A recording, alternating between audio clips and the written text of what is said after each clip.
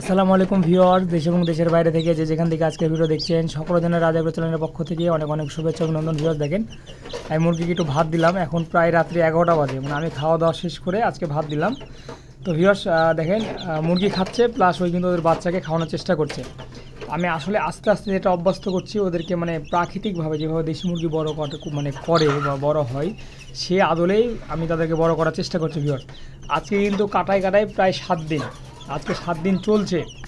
প্রথম যেদিন ভিডিও দিছিলাম ঠিক আজ এই মুহূর্তে ওদের 7 দিন বয়স। ভিউয়ার্স আলহামদুলিল্লাহ 11 ডিমে 10টা বাচ্চা ফুটেছে, 10টা বাচ্চায় সুস্থ আছে এবং কি 7 দিনের গ্রোথ দেখেন মাশাআল্লাহ অনেক ভালো। তো আজকে ভ্যাকসিন দেওয়াটা দরকার ছিল রানীক্ষেত, আমি কালকে ভ্যাকসিনটা দেওয়ার চেষ্টা করব। ভিউয়ার্স ভ্যাকসিন দিচ্ছি কি বা দিচ্ছি না বা দিব কি দিব না সে বিষয়ে আপনাদের সাথে আলোচনা করব। আমি চাচ্ছি প্রাকৃতিকভাবে বড় করতে, কোনো ভ্যাকসিনেশন ছাড়া।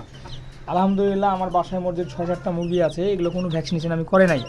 আলহামদুলিল্লাহ 1 বছরে কোনো রোগ বালাই কিছুই হয়নি, সুন্দর ডিম দিচ্ছে, খুবই ভালো আছে।